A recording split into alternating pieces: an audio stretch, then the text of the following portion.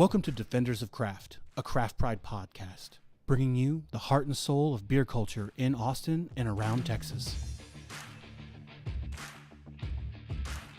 We're here at North by Northwest Brewing, sitting down with Davis, talking about our newest drink, the zombellini. We're using you guys' zombie dragon and some peach juice to make our version of a bellini. It's part of our brunch program, but it's also like the launch of you guys' cans. So it was really serendipitous that you guys were looking to launch your cans. We needed a new drink that happened to work out just great for our seasonal rotation. And so I'm really glad that you guys were able to make this work for us. Oh, absolutely. You guys are making it work for us too. So it's cool. Everybody's really excited about it here at North by for sure. Everybody was just blown away. It's like I was accosted by 3 different servers at our St. Patty's Day get together because they're like, "Have you tried the zombellini? Have you tried the zombellini?" It's like, "No, I haven't had a chance to try it." I think, "Oh man, it's awesome!" So immediately it was like, we've done a cask of the zombie dragon with grapefruit, and it was phenomenal. But they were like, "Man, those Texas peaches! As soon as the Texas peaches come in, we are all over, doing a cask of Texas peaches with the zombie dragon."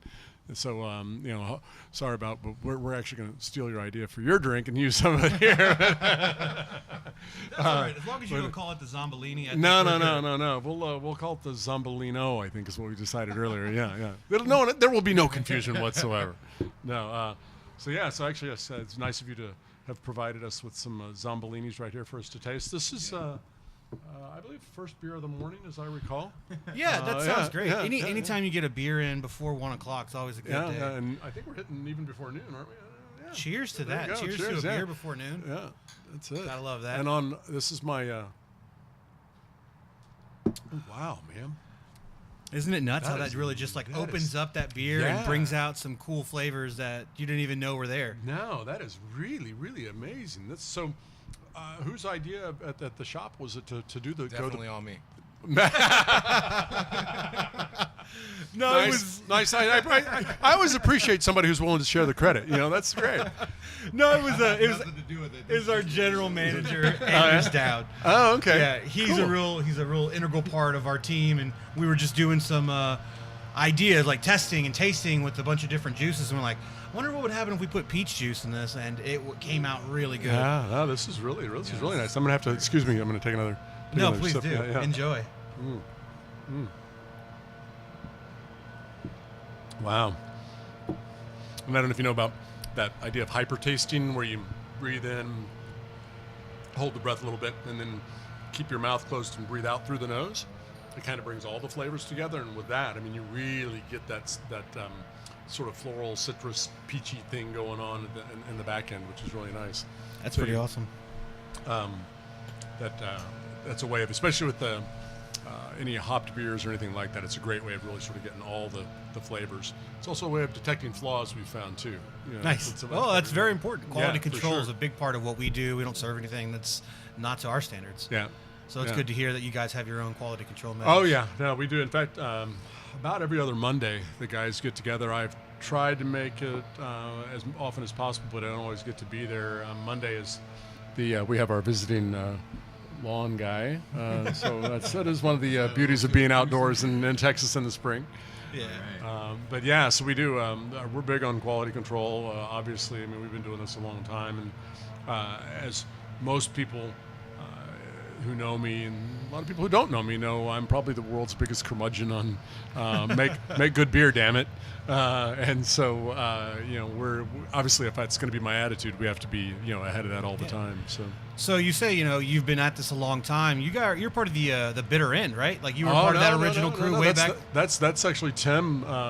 Tim was the brewer at the bitter end, who's out at Relay now. He runs all their brew operations. No, I was Copper Tank. Oh, Copper Tank. Copper Tank, yeah, or as they called back in the day, the proper spank.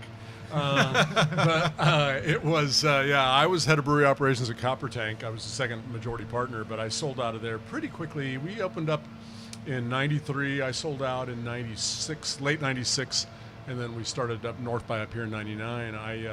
I just realized I wanted to do something that was more restaurant-oriented. The Tank was very much a bar. And, we had some good quality beers. We did some good work.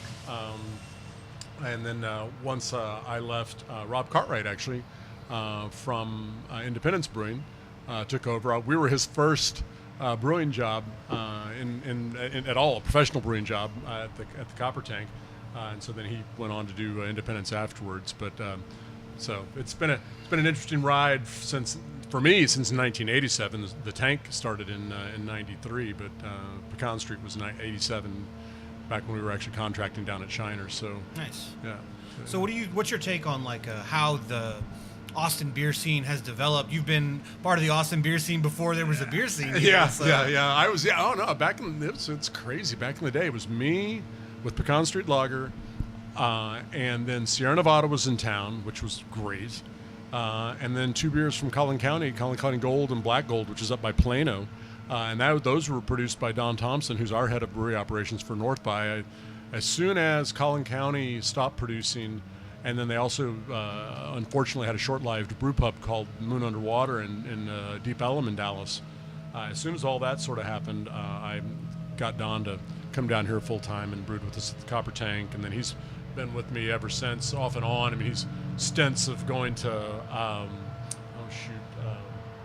some Kazakhstan. There it is, to build small breweries in Kazakhstan. Yeah, I hear they've got a really smashing craft brewing. They do. scene in They do. Kazakhstan. Yeah. Actually, the crazy thing. So they had these tanks that had the little refrigeration units on them, and they would roll them out when they're done. They roll it out to the street corner, and it was like where we have the ice cream man. They had the beer man on the street corner. It's really kind of crazy. And beer was like, he said, 15 cents. So, and they were wanting to do brew pubs. I was like, you can't make any money doing that over there. But anyway, but so yeah, I've been around a while doing this stuff. I mean, when 87 with Pecan Street Lager, I just didn't. People say, well, how'd you get into this? It's like, I'm too stupid to know I couldn't. I mean, I just didn't think about it. I mean, it was one of those things that I wanted to do it. I had fallen in love with German beer in Europe after college, and I've told the story 100 times, but I totaled my car senior year, and it's a piece of shit Audi 5000, sorry, Audi. But I think there is I thought this the other day, there's kind of a correlation. Audi's gotten a lot better. And Texas and American craft beer has gotten a whole lot better too. American beer has gotten a whole lot better too. I like Audis. I actually just bought an Audi. Did you? Well, there you go. Well, I had an Audi 5000. It was a 19. Let me see if I can remember. Would have been a 19. Oh my God! It would have been a 77. That was definitely when Audi was pretty shitty. Shitty, yes. And I heard that they just put the resale value of the car on the front of it. Right. That was it. Yeah, I don't even think it was that. But yeah, I think I got. So I totaled it senior year, and I took the insurance money and hauled ass to Europe. And so Nothing like a little insurance fraud. Yeah, exactly. Yeah. Your life off, right? It was. Maybe that was fraud. I don't know. I hadn't thought about that. I think the statute of limitations has run on that. But yeah, so that's where I fell in love with the German beer. It's funny. I went through France first, and no offense, but they make great wine. But their beer was sorely lacking. And so when I got into Munich and had my first beer in the English Beer Garden, I was like, holy crap, this stuff is amazing. I mean, it was so good. And that was it. I mean, I was just like, okay, I love this kind of stuff. We got to find this at home. And when I did get back to the States, you could get German beer, obviously imported. It just didn't taste the same. And I, knew from home brewing that fresher beer is better beer, et cetera. But yeah, I was living in D.C., working on Capitol Hill, and found this guy in New York City that had started a small brewery called Nxnw, which doesn't exist anymore. And it was like I drove up to New York and actually got the beer, which it was a road trip, but. And at 2.5 years old at that point, I was like, it's a good road trip to make to New York City and drink beer and go to McSorley's, which is still around. And, but yeah, just this guy was doing this amber lager, and it was phenomenal. I thought, okay, not knowing any better, this is what I'm going to do. This is what I'm going to do. And stayed on Capitol Hill for another 2.5 years. And then when the guy I was working for went to run for the Louisiana governor's office, it's a convoluted story, but anyway, and won. I was out of a job and thought, well, do I want to do this craft beer thing? And back then we called them microbreweries. Craft actually is a phrase I don't really think even existed back then. And so it was like, yeah, I'm gonna go home to Austin and do this. And I remember running. Buddy Romer was the guy's name, and he's still around in Louisiana. He ran into me in the hall and he said, "So Davis, what are you gonna do?" And I was like, "Oh, I'm gonna go back to Austin and start my own craft brewery." And he was like, Long pause. Well, good for you. All right. And that was it. Yeah, it literally was like, well, all right, okay. But yeah, so yeah, I came back to Austin and then actually went down to Shiner and talked with those guys about contracting, which talk about the full circle that Austin beer has made. Even now I shy away. Pretty much won't buy a contract beer, and that's how I got started. But back then it literally would have been our friends out at Jester King named a beer Commercial Suicide, and back then if you had started a beer brewery in Austin in 1980, what was that, 7, it would have been Commercial Suicide. I mean, there'd have been no way you'd have made it, and so doing the contract thing made the most sense. And really, then Celis came along, in 92, I think? It's either 92 or 94. That sounds about right. And even obviously, and they didn't make it. And they, there were lots of reasons, I'm sure, but the market just wasn't there to be able to support, a full-size brewery in Austin at the time. And I believe Chip with Live Oak has been the longest lived specific, individual brewery. And they were 97, if I get that. That sounds about right. I think Real Ale was 95. Yeah, it could be. Yeah. And I guess when I say, I still think of local as Austin proper. Yeah. Real Ale does get the benefit, and I definitely agree with that. I mean, because they've been around so long, I still think of them as local. I still think, which is hilarious, I think of St. Arnold as local, and they're over in freaking Houston. But they're one of the old school guys. They've been around even longer. Yeah, but it is an interesting, just because I better tell the story because I've remembered it. I was over at Celis last Monday because I forgot that Brewers Night was not the following Monday. I thought it was that Monday because usually it's on the first Monday and then moved to the second Monday. Anyway, but so Daytona was nice enough to give me the tour over at Celis, and we, like 2 hours, we wandered around looking at the place. It was gorgeous. It's amazing. I was really surprised at my reaction because I was friends with Pierre, but not like, we weren't buddy or anything, but and there's, Christine always says they're I believe she does have the semantics correct. She always says they're the Austin's original craft brewery, which would be true, but not craft beer, because Pecan Street, mine, would be the original craft beer, but I didn't have a brewery because I was contracting down to Shiner, so it all works out. She got you in the small details. Yeah, exactly. Yeah, which I don't. For me, and we've always been friends, and I've never cared one way or the other about that particular factoid. But when I was there and when I was leaving, it really had this strange feeling of like, and I told Daytona, I said, I'm really just so glad. I said I didn't expect to have this reaction to coming over here because I hadn't been over there yet, and they've been there a year now, yeah. And so, but the pictures were up on the wall of her granddad, and there he is, and I've got a daughter now, and there he was with his daughter, the picture that's up in their tasting room, and he's looking at Christine just like I look at my daughter now. And I said to Daytona, I said, you won't know that feeling until you have a kid of your own, and that look on his face right now, then you'll understand what's going on in his brain and his heart when you see that. But as I was leaving, I said, I'm just so glad you guys are back, because it feels like sort of the old guard kind of is coming back around. And I thought of that because I was thinking of the guys like St. Arnold with Brock and those guys, and Chip with Live Oak, and those are, and Real Ale, obviously, we are the old guard of Austin and Texas craft beer, and so it's nice to have sort of if you say a partner in crime coming back, in the Celis form. Mm-hmm. So, and I'm really happy for them, and glad to see they're doing well, and their Pale Bock is probably it's probably the least high seller of all their beers, but it's like my favorite beer that they make.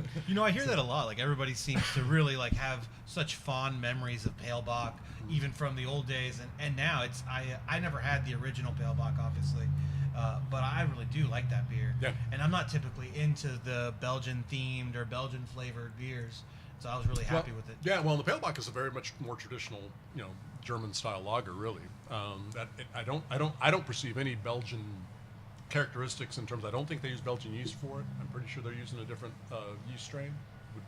I didn't ask, but because I'm super sensitive to phenolic characteristics in beers. Again, that goes back to me being the biggest beer curmudgeon in maybe the United States. Even I know it's because I used to think it was Don Thompson, and Don he likes smoked beers, and I'm like, smoked beers? Why do you need smoke flavor in a beer? What would you want that for? And Chip and I are good friends, and one day we were out there with the family, and he's like, Chip, I sent him a text. I said, you got 7 beers on out here, and 5 of them are smoked. What the hell? And he's like, I'm going to keep selling them until people start drinking them. But That's great. yeah. Well, obviously things have changed a lot over the course of time. There have been a lot of trends like, smoked beers, hazy beers, sour stuff. Like, any sort of trends that you're into or not into, can't get behind? Like, Well, yeah, it's interesting. It took me a while. Well, and I can remember back when I used to say, why the hell would you need more than one IPA? And it's true. I mean, you kind of went, well, okay, there's this beer and it's really hoppy and it's great. And our original one was not Zombie Dragon. Our original one was the Green Menace. And that's Ty. I don't know if you guys know Ty. Has Andalusia Distilling. He was our brewer here at the time. And we were talking about, that was when the West Coast IPAs were just coming on. And I said, all right. I said, and back then, now it's like so tame. It was like, okay, my phrase was, okay, we're going to do one of these whack-ball hoppy beers. We're going to do one of these crazy hoppy beers. But I wanted to have, and this was, God, how many years ago? It's 12 years ago. I can't even, but it was before the Sierra had not even done Torpedo yet. And so I said, but I want a flavor arc. I don't want this, sort of thin-bodied beer that just wham slams you with the hops on the back end and is so bitter. For me, I said, that's unpleasant. I don't like that. And so I said, I want a rounded flavor arc, and so that's why we upped the malt bill, so we had really ended up with, with the double IPA to get the flavor profile we wanted, to have the volume of hops we wanted, to have that hop flavor we wanted. And so I was super happy with the Green Menace. But yeah, so that was a trend I was a little slow to catch on. Actually, if I were to admit, I've been slow to catch on to every damn trend in the craft beer market because I'm very much a fundamentalist, almost, if you were, when it comes to brewing. I love German style beers. I think that the Germans have traditionally made the best, cleanest, highest quality beers in the world for years and years and years. And so for example, when sours came out, I was like, what the hell? It's like, wait a minute, I've been spending my whole life trying to make good, clean beer, and you guys are fucking this up on purpose? Yeah. And so, but I then, came to the point where it's like, okay, I am not, as much as I might like to think, my wife will certainly tell you, I am not the arbiter of all truths. And so I had to kind of back up and go, all right, just because I don't like something or I don't care for it doesn't mean that my customers aren't going to be interested in it. And my brewers certainly, I mean, if I made my guys brew the Northern Light, the Helles every day, and the Red Zeppelin, or Red Ale every day, and didn't say, yeah, but let's go do some smash beers, let's go do some other things, let's do some sours. I mean, and you guys may know this, maybe not, but we've been around a really long time, and we've been to the JBF a million times, and we've won, unfortunately, exactly one medal, even though I think we brew beer as good as anybody else in the whole wide world. And what was that beer for? Was it Judas Peach? No, but it was a sour, and it was like when they announced it, because everybody knew my opinion on sours, right? And so no, it was the Creek, the Barton Creek. Oh yeah. Yeah, and so they're announced sours. which, by the way, is a great name. Yeah. Well, and Kevin, who's our brewer here, he's the one that came up with that name. He came up with Zombie Dragon. He's come up with some really great names, and actually Led Zeppelin. Sorry guys, Red Zeppelin. But We won't tell Robert Plant. all right. Well, I don't know if you've read the story on that can. We'll get to that in a minute. But there's some comments at the very end about the two guys with the names end in P in Led Zeppelin. God, I'm gonna get this straight. But anyway. When they made the announcement for the sour beer category, and we were the bronze medal for our Barton Creek, everybody in the Texas contingent's like, yeah, and I'm like, yeah. Whoa, okay. But it was nice to get to go up there with Kevin and get our medal and enjoy that bit of fame for a minute. But so yeah, trends. I think the trend I'm most to get on that I've gotten totally on board with is that, hey, things are coming back around. I mean, look where things are going, and even from several bloggers, I should say several, 2 bloggers that I have talked with, used to be major hop heads. You know, like wanted the stuff just as hoppy as they could get. Their go-to beers these days, Pilsners and Kolsch's. So, I mean, that's what I've always said is, you know, fine, go brew a purple orange chocolate sour stout, but brew me a good Pilsner. Show me you can do that. And then I'll have respect for what you're doing over here, because you can cover up a lot. That's like the brisket test for me with barbecue. Right. You know, like if you can't make good brisket, I'm uninterested in eating any of your barbecue. Yes, I would totally agree. And if I'm always surprised that people in Austin even offer sauce. Yeah. With their, because if you're offering sauce, it's sort of like, do you think you make good barbecue? Because then I always just say it. I say, no, their sauce doesn't belong on meat. I like when people can do both, like when they can make really great meat and have a good sauce to go with it. You know? I like sauce for like chicken, because chicken dries out, but brisket should never need a sauce. I don't think it needs it, but I like it with it. And if you do a bad sauce, I'm gonna judge that too. Well, no, and it's hard. Like for the longest time, I thought Salt Lick had just the most bogus sauce selection. Like you've got kind of decent meat, but like you're smothering it in this sauce that's just like. I loved the sauce. Yeah.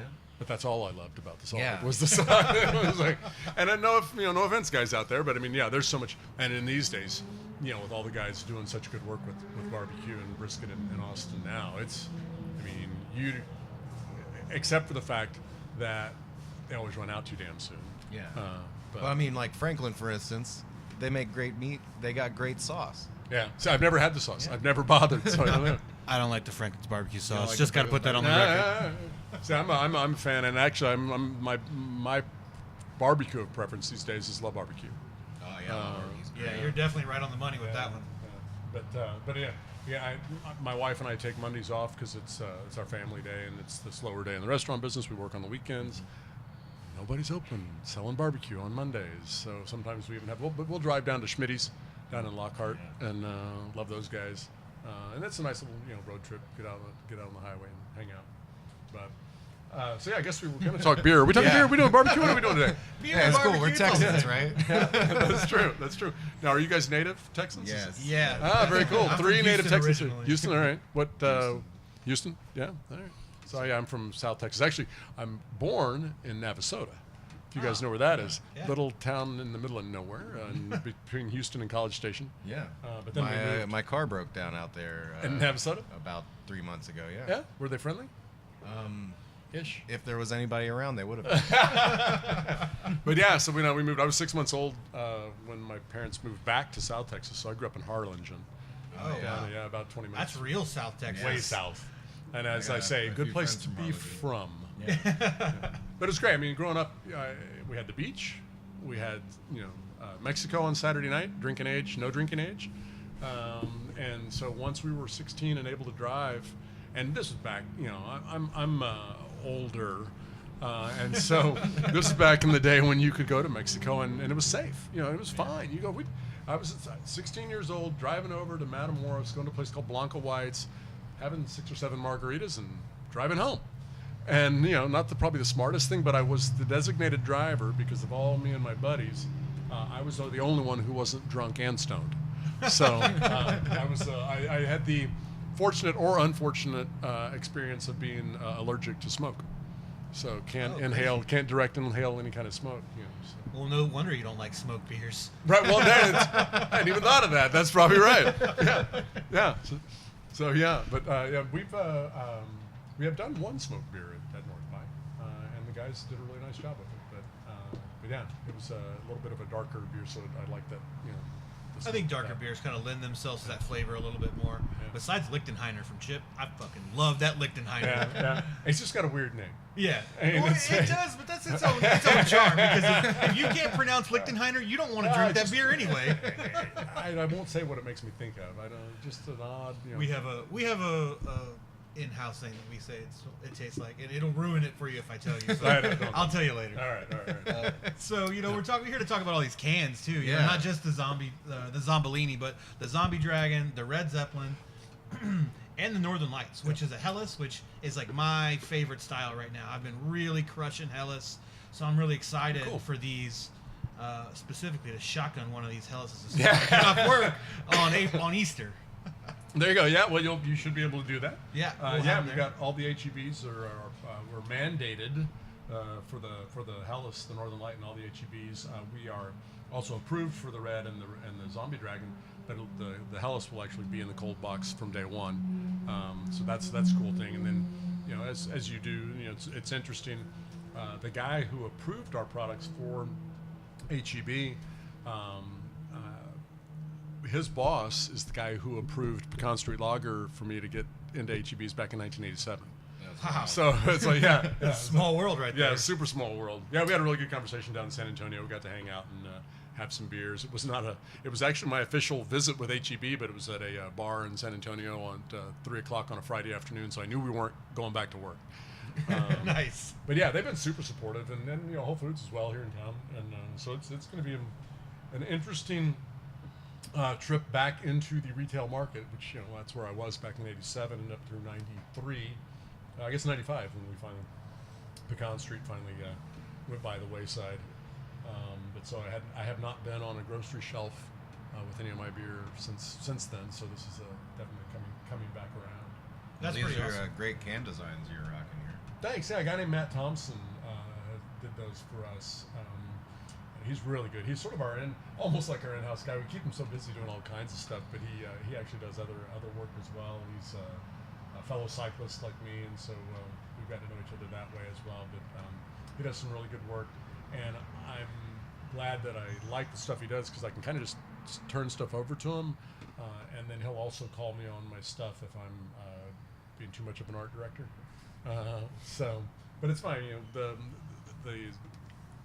logo for the Red Zeppelin, we've actually had folks already asking when are we going to have T-shirts, and so I definitely want a Zombie Dragon shirt. Zombie They're Dragon shirt, available because that is a pretty we'll awesome be doing logo. them. Yeah. And because I've been a musician all my life too, I wanted to kind of throw musical references in with the stories behind the beers, and I don't know if you want to read the story for the Red Zeppelin, but you can read that to your audience. Over the hills and far away, feel the hum of Red Zepp, malt focused, bringing it on home on a misty cloud of golden hops, caramel, and toffee notes. Round out her roasted character. Love her yet? Your time's gonna come. Perfect in the evening, perfect anytime. Ramble on, Series P, ramble on. Sirs. Sirs P. Yeah, and the Sirs is a reference to that these guys were knighted. Both Page and Plant have been knighted by the Queen. All right. And then there's about 8 or 9 different song references in that little bit of story. There's different words from different songs or titles of songs. And so as a child of the 70s, I was and still am a big Zeppelin fan. And so that was the first story. And I thought, okay, well, I'm going the musical direction, so we did that. And then with the Northern Light, we've got some references. And we kind of just want to leave it out there. I told you guys earlier who they were referencing. The Red Zeppelin's like, oh, okay, duh. Who are we referencing? But the others, we've kind of tried to leave it cryptic and let people figure it out. And I put out, I think, a tweet on the Northern Lights at Kenny Tellison. Got a lot of guesses like, Styx. I was like, no. I said, buy another ticket. Try again. But so yeah, it's been fun. I mean, I enjoy. That's for me. Beer should be creative and fun and interesting, and at the same time, I am a curmudgeon. Because that's. I do want that, and I appreciate where the world has gone with craft beer and what it. That people have experimented and pushed boundaries, and then I also really appreciate that now you're getting it coming back around, and still having all the creativity on the other end, but you're also now finding appreciation for, like you were talking about, you love the Helles. I mean, that's, I think, for me, when your palate is to a point where you're appreciating things like Helleses and Pilsners and those kinds of beers, and even Goses, which are very mild, that then you're kind of gives you the whole spectrum of appreciation. I've often lamented the fact that I don't care for the phenolic characteristics of a lot of the Belgian beers, because it shortens down my area of enjoyment. I don't know if I've ever really lamented that I'm not into that, but yeah, I feel you. Yeah. So you're not, you don't. I'm not a big Belgian Belgian drinker. fan, yeah. But I just, I think variety is cool, and so it would be nice if I, were able to participate in that end of the beer spectrum, but I can't. I sat in a bar in Toulouse years ago. I was over there for a bike ride race thing. They do these little sportif things, and sat in this bar at €5 a pop. Kept trying. They had 40 some odd Belgian beers on draft at this one bar, and I kept trying them. It's like, no. I'd try another one. No. And I probably spent like €50 just, and I'd get like, the guy was just looking at me like, what's wrong with this dude? And he's like, I just never found one that I really set on, and I finally found Petrus, which is the first one that I think I found where I really kind of, okay, I can appreciate that. It's not something I drink a bunch of, but it's something that I can appreciate. Yeah, that Petrus aged pale is like Yeah, probably that like was my it. go-to. That was if you're actually at a it, yeah. bar where they don't have a lot of craft beer, but they have bottles, that'll be it. Yeah. So we rarely do a Belgian style here at North by. I mean, it's always difficult to have multiple yeast strains floating around a brewery at any given time. So we tend to stick with one ale yeast and then the lager yeast that we use for the Northern Light, and we'll do variations on different lagers as well.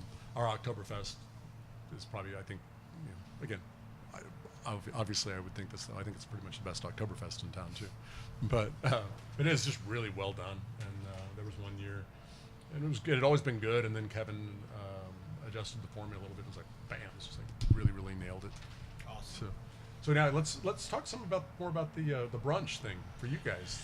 So this is our zombellini, and it's going to be joining a cast of some other brunch drinks. This will be a seasonal rotator at first, but I think it's going to fly off the menu.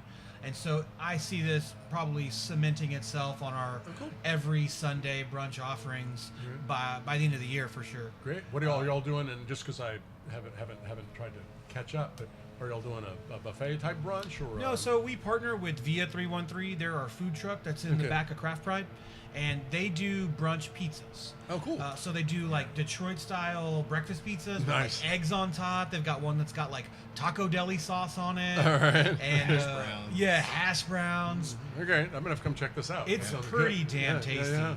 They And still so doing the French toast one too? yeah, and the one French- French toast is pizza. they started doing like fresh fruit compotes on the French toast pizza. Oh man. And it is out of this world good.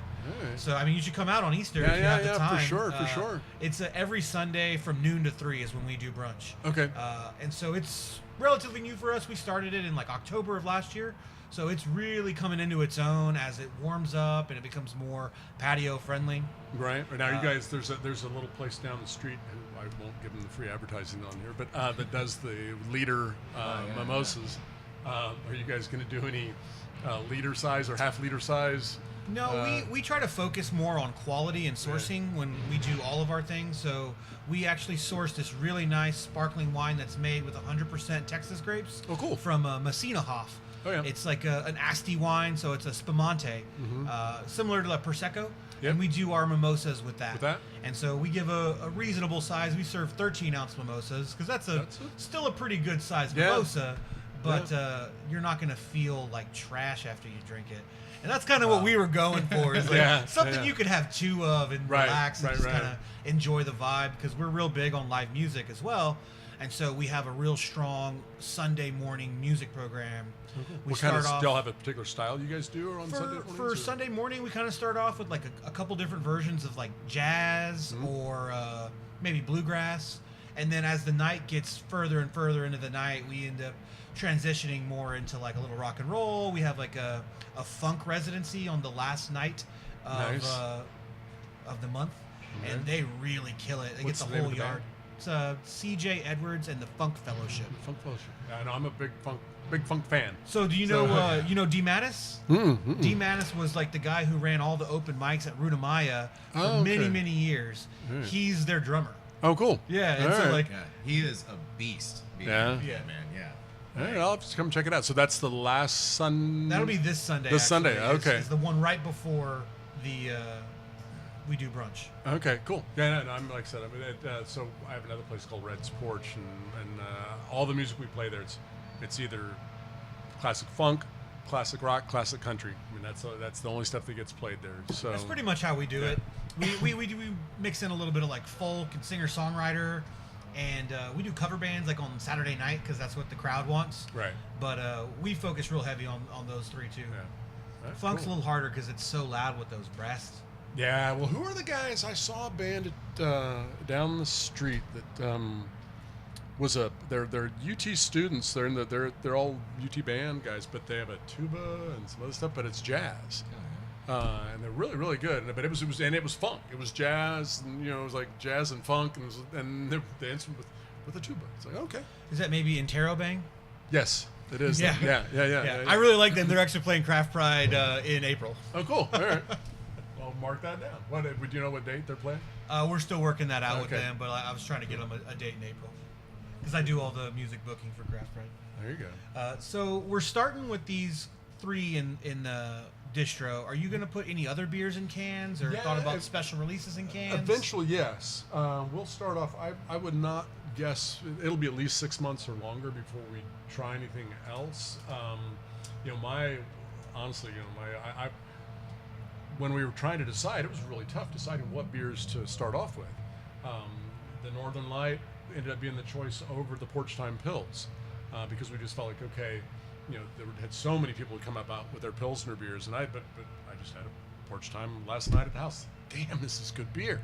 But you can't, you just can't. There's so many beers out there, and we've started off, doing this at our south location. We've turned one of our private dining rooms down there into our canning facility because we had the extra space. We just weren't using the private dining room that much, and I was like, well, because I had been looking for a very long time. You guys know about Brutorium opening up. Oh yeah. Well, so that space, I looked at that building literally for 5 years to do a North by facility in there, and it's funny because now we share the back end as the warehouse. We store our stuff in there. Nice. But so it was, I ran the numbers like, holy crap, okay, it's going to cost me this to do basically a up from the ground up facility for production to go out into the market, or I can spend about less than half that money to do the transition of the canning room at the South store. And so, all right, let's do that, start off, see where that goes. But so what that does is it makes it difficult to can 12 different beers. Yeah. And then just the fact that the canning companies want you to buy a whole truckload of cans, and so Where go you're into supposed to put those if you right, got a room. and they're the sleeved cans, but nobody was making any money on sleeved cans. I mean, you're basically maybe making $1 a case because sleeves are so expensive, and so it makes it tough. But so yeah, eventually I would love to see I could show you. I mean, we've got probably 10 to 12 can designs already.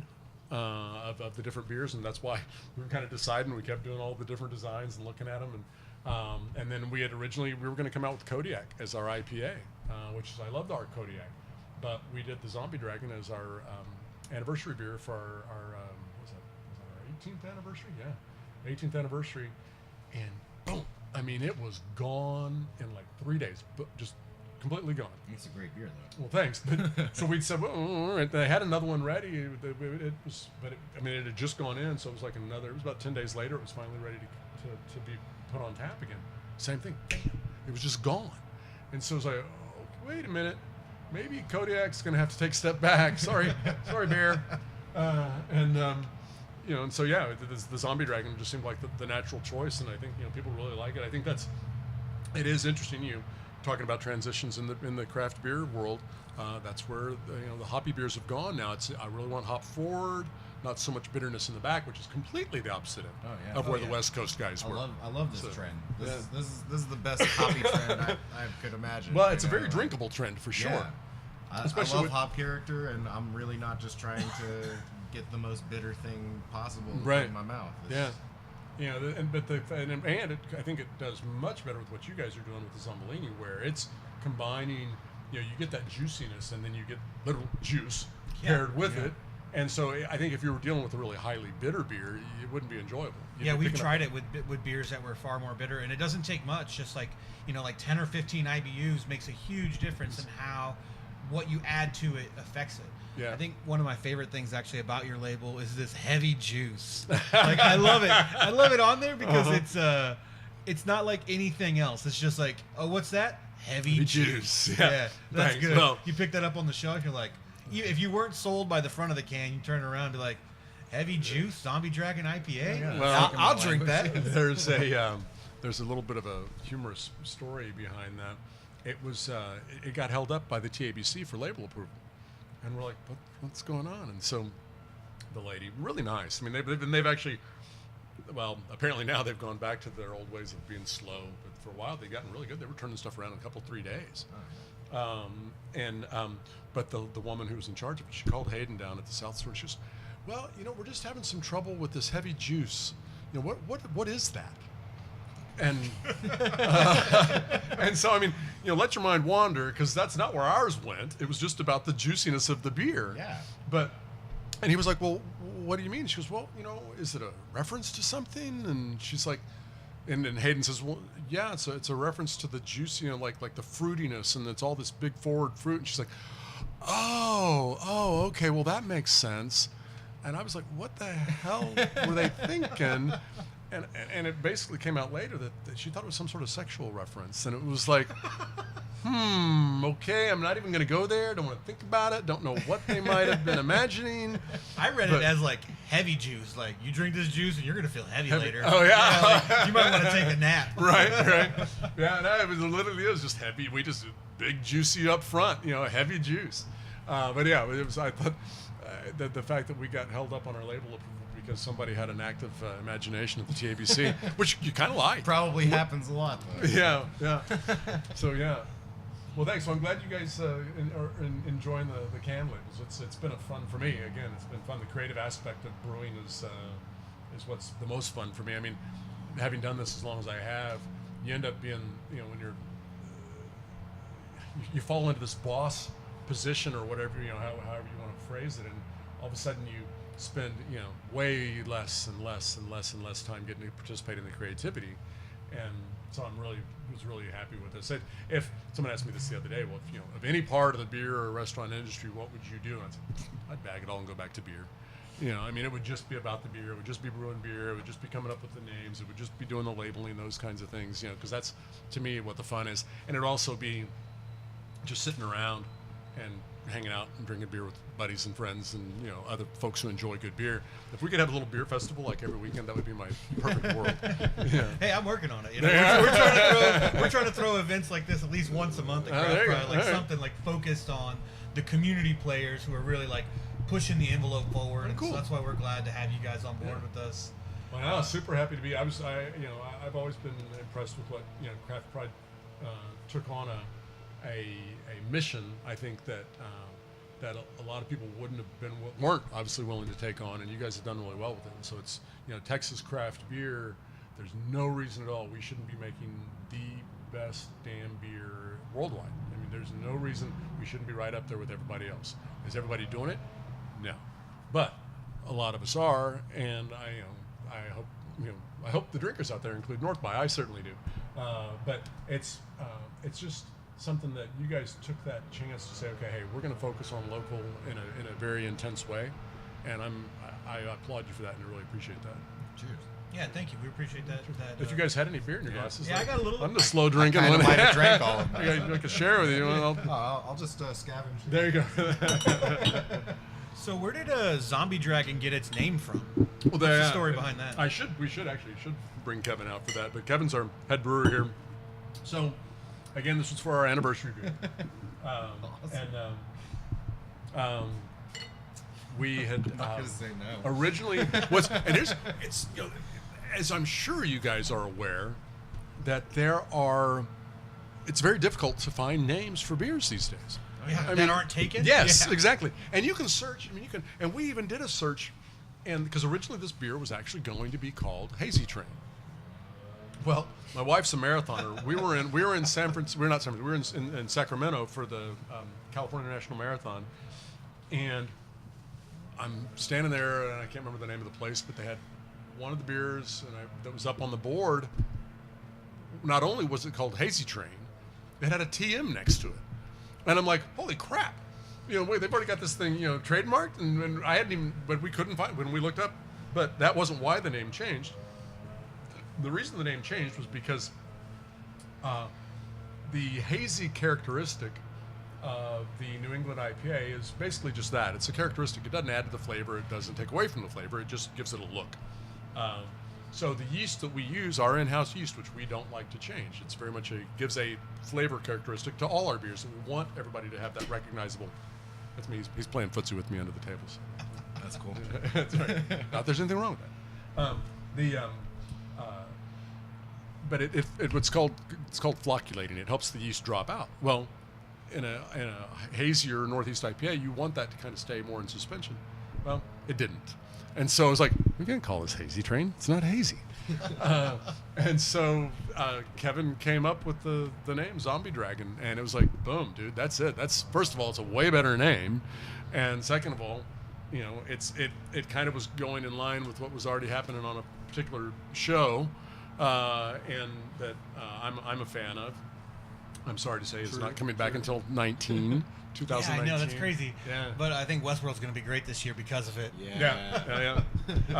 I'm a binger on Netflix too, and that kind of stuff. And so I've been watching Turn recently, which is I really like that. Yeah, I watched the first season. Like I watched it in like 2 days. Right. Second season, not so much. Well, I just started second season, and it's funny how we've totally digressed here, but the nature of these I'll throw in my 2 cents. I'm really stoked about the 3rd season of The Expanse coming back on. I don't even know what is it. It's a hard sci-fi series. Oh, okay. Going on. It's great. I have to check it out. So back to Zombie Dragon. And so Zombie Dragon, I mean, it was, I think we'd have to ask Kevin, what sort of got him to come up with that name. But it was just when he said it to me, I was like, dude, that's awesome. That's something that would, I think just the name alone draws attention. And so you've put a great beer with it, and so there was no, and it allowed me to do stuff with my musical references on the can, use some things that in there that people might recognize, some older people might recognize, and some younger folks will recognize as well. So. I think what I really love is that we're getting a chance to debut a zombie-themed drink on Easter. But isn't it also April Fool's Day? It is. That's like the weirdest combination. Yeah. So when you guys told me we could do April 1st, he was like, that's Easter, right? I was like, that is literally perfect. Even better, we could not have themed this any better. Yeah. No, I think that's great. I think the zombie. Zombies on Easter. It's an interesting concept, and I, having grown up, and this is nobody will believe this. I grew up in South Texas, Southern Baptist. Oh wow! Yeah. We don't drink beer, so I just make it and drink a little on the side, and try to let my parents know. It was funny though. My mom, who's now passed, but my mom did not want to tell anybody what I did for a living when I got into craft beer. It was like, he has his own business in Austin. We were at her retirement. She ran the nursery for the kids at the church, and at her retirement party, the lady serving punch, of course, was spooning up some punch for me, and said, "So Davis, what are you doing these days?" And I said, "Oh, I've got my own company in Austin." "Oh, really? Well, what is it?" And I said, "Oh, and it's the beer, and so Pecan Street." So I was distributing the beer, and I thought, "Okay, I'll go that direction." "Oh, it's a beer distribution." Oh, no, I didn't say beer. I'm sorry. I said, "Oh, it's a distribution company." And she goes, "Oh, well, what do you distribute?" And it's like, God dang it, lady. All right, you're asking. Here it comes. I said, "Oh, well, I distribute my own beer." And she was like, "Well," and she reaches across the table and pats me on the shoulder. Well, bless your heart. "Maybe you'll find something you like better someday," is what she said. I was like, wow. Yeah. What kind of inspiration is that? Yeah. Oh, but she was very sincere. Yeah. And so, yeah. So, cheers. Cheers, guys. Cheers to fresh beers. Thanks to old James Dean over there coming through with the beers. Yeah. So. Yeah, it's been an interesting life in the craft beer business, and hopefully continues to be so. And I'm just really proud of what we've done with North by, but I'm also proud of what Texas is doing, and proud of what the new brewers coming on. Some of these guys, I do want to give a particular shout out to the guys over at St. Elmo's. I think those guys man, doing they are great killing it. killing it, and super happy for them. My buddies over at Austin Beer Works obviously have been making great beer since they came into town, we've all. What I really, really, really enjoy more than anything in this business is the camaraderie that you get, and the fact that definitely. you guys we're all also in the bar business as well, a restaurant business, and there's competitive stuff, and then you get to the distributors. Well, distributors, I used to say would eat their young before they'd help each other. Whereas with craft brewers, I mean, they really are. I mean, we have a whole forum dedicated to, hey, if you need hops, if you need, you got equipment pieces you need or want to sell, and so, or trade or whatever. And so everybody really is actively participating in helping each other improve and get better. And, even Austin Beer Works has this phenomenal, crazy, great lab, and they've been super gracious to let us come and test our stuff over there when we need to. And I know that Joe and the guys at Pine House have done the same thing with them. And so it's just it's a great fact that folks actually work together on stuff. ABW, I didn't know until years later. The tanks that we now have at my south location for North by had been sitting in a warehouse, and I'd offered to let people borrow them several times, and no one ever took us up. That's the weirdest thing. It's why wouldn't you borrow them? They're 3 tanks. They're stainless. They want to get used. They can't go bad. Yeah. But so the opportunity for ABW, they came to me. I guess they had heard and said, hey, could we rent those tanks from you? And I was like, sure, great. And so I think we settled on $100 a tank a month or something like that. And then, of course, me being the really whiz accountant that I am, not. I never even kept track of it, never paid any attention to it. And I think a couple of years went by that they hadn't paid anything. And they came back and said, hey, we owe you some money. And but we've got these little red 5-gallon kegs that we're not going to use. Would you be interested in them? And I was like, yeah, we could, because especially with the brew pub, we're always had people coming in buying across the counter to take home to their kegerator or for a party or whatever. And I said, yeah, sure. And so we came up with the total number that they would have owed me and what we felt like those things were worth. And I think the difference was less than $1,000. And it was just like, great, perfect. We'll call it even and be done with it. And that's just the kind of idea of the spirit of, okay, we're all in this together. We're all working to improve and be good and hopefully help each other grow. Raise all boats. Exactly. Yeah, that sounds awesome. Yeah. No, have you heard what Red Horn does? They're part of like a hop buying collective. They started like a hop buyers collective for all the north side, like Cedar Park, Liberty Hill, cool. all those breweries. So they come together to buy to get contracts so that they can all share in the benefit of like buying more in bulk. Yeah. And they just distribute it amongst themselves. Oh, that's great. Well, yeah, John Lamb is a good friend of mine. It's funny. I guess we're not far enough north. Or he talked to my guys and I never heard about it. But John's a great guy. We've actually been talking with them about doing some specialty coffees roasting for us. Same with CJ, who used to be one of our brewers over at Spokesman. That's sort of a different level of stuff. I've always been interested in coffee roasting, but that idea of doing a rotating series of coffees at North by. So it's not always the same coffee when you come in, and just something different. And so especially trying to do something, again, local. We have a local. Friend that's a local coffee roaster. If you do? Yeah. Yeah. Need an intro on that one. Sure, no, absolutely, because that's something that I'm super interested in. So the other question I had for you was, how has differentiating yourself from other places, since you are a restaurant, right? You guys are a restaurant with a fantastic brewing facility. Right.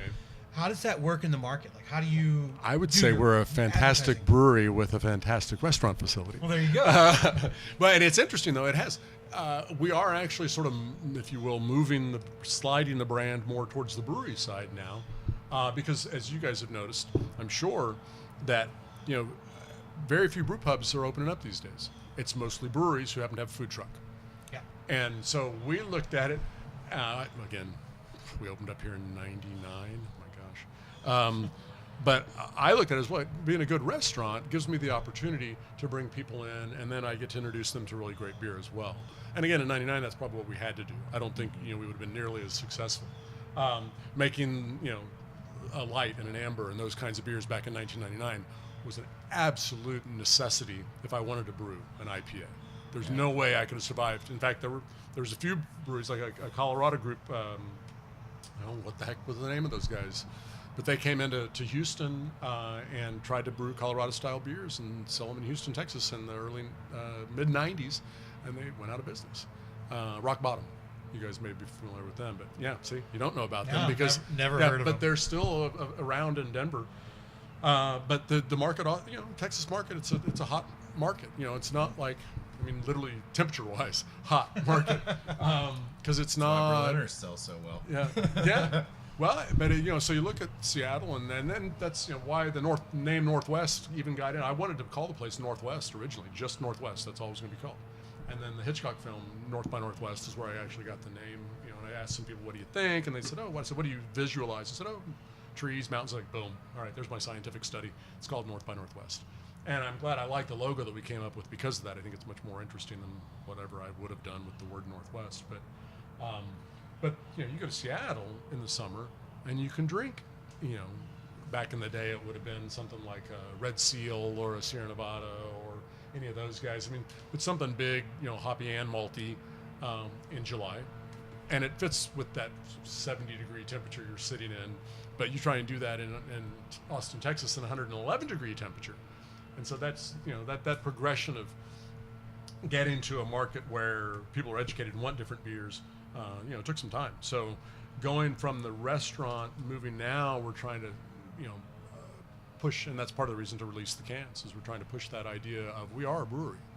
I was saying this to my wife just the other day. I said, I kind of think of us as a brewery where our food truck just happens to be attached. And has like a really nice and impressive formal dining room. Yeah, well, there's that too. That's pretty That's nice. a different trailer altogether. But yeah, so we got 3 trailers.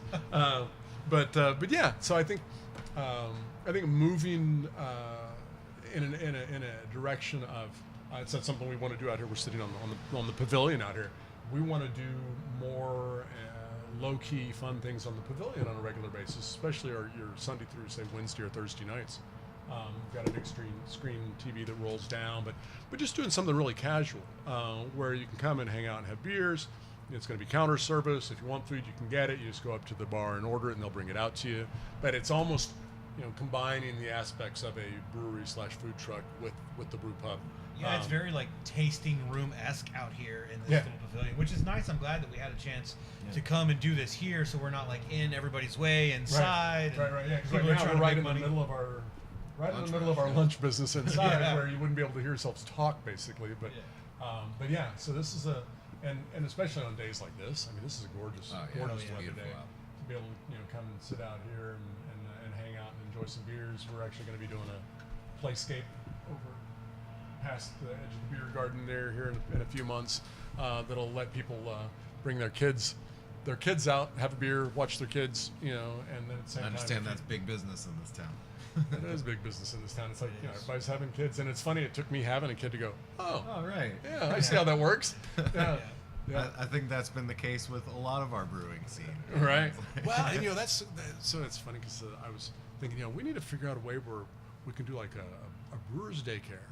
And where all the brewers can just drop their kids off, It's like how can we do that? Because and if you got a kid, they're either in daycare or they're in preschool or whatever else, and so we haven't done it, and obviously it probably won't happen. But it seemed like it'd be a nice thing, and each Little hopheads or something. Yeah. That's a good name for it. Yeah. Hopheads daycare. Yeah. Well, I know it is funny. I probably have a dozen pictures of my daughter with different cans of beer from the different breweries around town, and she's just chugging away. They're empty. They got pulled out of the recycling bin, but it just looks like she is. But she does love beer. She loves beer and actually loves wine too. She was here at our St. Patty's Day, and she'll just stick her finger in the beer and then she'll taste it. Then she sticks 2 fingers in the beer. My daughter's literally. Then only it's 2. the fist into the beer. Yeah. What's that? She does it too. My daughter's only 2, and she's already trying to steal my beers. Like if I leave anything on the table, she'll like drink it. There you go. Like, Daddy, can I have a beer? I'm like, no. Yeah. No beer for India. And she'll be like, that's right. No beer for India. India. The whole country, but I'm having a beer, Dad. Well, my daughter's only 21 months, so yeah. Oh, yeah. So I got as a late start in life for the kid train. Well, there you go. No, it's been great. Is this your first? My first, yes. Yeah, nothing And better. She's awesome. Yeah, cheers. Yeah, cheers to that. Dude. Yeah, cheers to That's fatherhood. cheers. That's You got any that's a kids good yet? one. I don't. Yeah, we'll get one. Yeah. We're about oh man. So Well, I do. I have one other really hard-hitting question about your restaurant for you, though. Okay. I'm sure you've gotten this one before, but here you go. Ready? Who is Spicy Mike? Oh, that's hilarious. Now he's referring to a sandwich on our menu, the spicy Mike. It's actually a guy I named hope Mike. so, yeah. Mike was our assistant chef when we first opened up, and he came up with the Spicy Mike sandwich. Well, he came up with the sandwich, which is a chicken breast, but he's got a spicy cream sauce instead of mayo on there, and then there's a little bit of spice, a little cayenne, and the dusted into the chicken fried part of the fried sandwich. This is my favorite thing on the menu. Oh, to be cool. honest. All right. Well, and so we were, he made it. He goes, "Hey, boss, what do you think of this?" And I tried to say, "Oh, that's awesome." And I said, "We're going to put this on the menu," because I guess we ran it special a couple of times first. And they said, "What do you think we ought to call it?" And I said, "Spicy Mike." And that was it. Boom! It's a Spicy Mike. There it was. And Spicy Mike has lived in infamy ever since. And so if Mike happens to be listening, Mike, you need to come back and say hello. We've been here 18 years now, and that was probably year 1.5 that the Spicy yeah. Mike came Wow. onto the menu. Yeah. Spicy Mike's an OG. Yeah, he is. So Spicy Mike would be, golly, he was pretty young at the time. I mean, he was probably 22, 23 when he invented the sandwich. So now he's, holy crap, Mike, you're 40, dude. I'm not saying you're old, but yeah. No, Bring that's- your kid. Come get a yeah, sandwich. well, there then, we could anybody, especially James Dean, our social media guru over there, will tell you, Davis can talk. So, because you mentioned that about bring your kid.